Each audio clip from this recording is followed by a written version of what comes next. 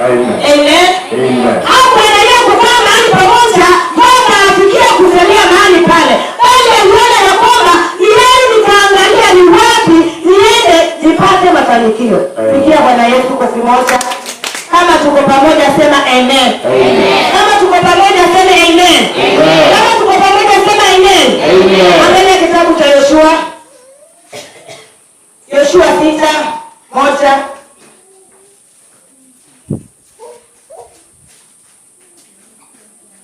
Yoshua 6:1 inasema ya kwamba basi Yeriko ulikuwa umefungwa kabisa kwa sababu ya wana wa Israeli.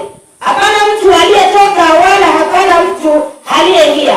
Bwana akamwambia Yoshua, tazama nimeutia Yeriko katika mkono wako na mfalme wake na mashujaa wake, nanyi mtauzunguka mji huu watu wote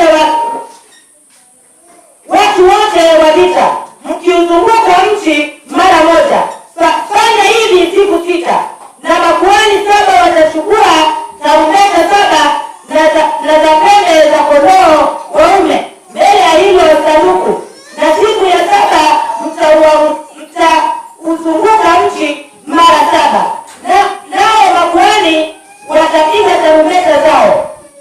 Kisha itakuwa watakapopiga hizo pembe za kondoo waume kwa nguvu, nanyi mtakaposikia sauti ya tarumbeta, watu wote watapiga kelele kwa sauti kuu, na ukuta wa mji utaanguka chini pale pale, na hao watu watapanda, kila mtu akiendelea mbele kukabili. Bwana Yesu asifiwe.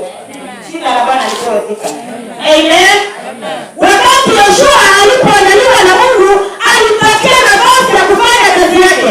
Wakati ufalme ulipokuwa umewazunguka, maadui waliokuwa wamewakalia wakasimamisha madhabahu ndani ya maisha yao, wakawa hawezi kufanya lolote. Jina la Bwana lipewe sifa.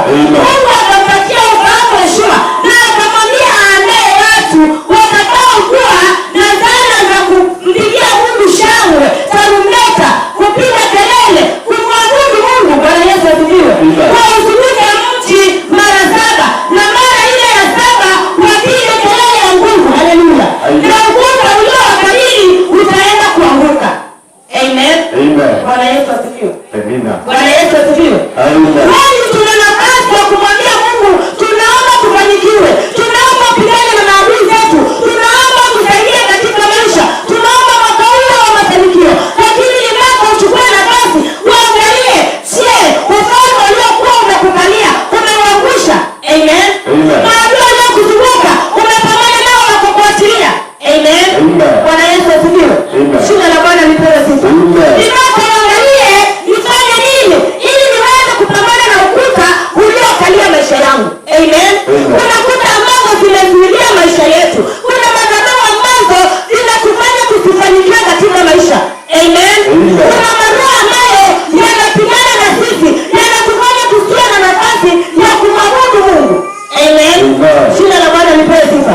Haleluya. Mpaka uwe na nafasi ya kuangalia kile kilichonifanya mwaka jana nisifanikiwe, kile kilichonifanya na kwamba nisisonge mbele ni nini, kile kilichonifanya na kwamba maisha yangu yasibadilike nini, na uchukue nafasi, uchukue hatua ya kumwita Mungu bila kusitasita, ya kumlilia Mungu na kumwambia Mungu, naomba huo ukuta ulio mbele yangu ukapate kuangusha. Amen. Bwana Yesu asifiwe.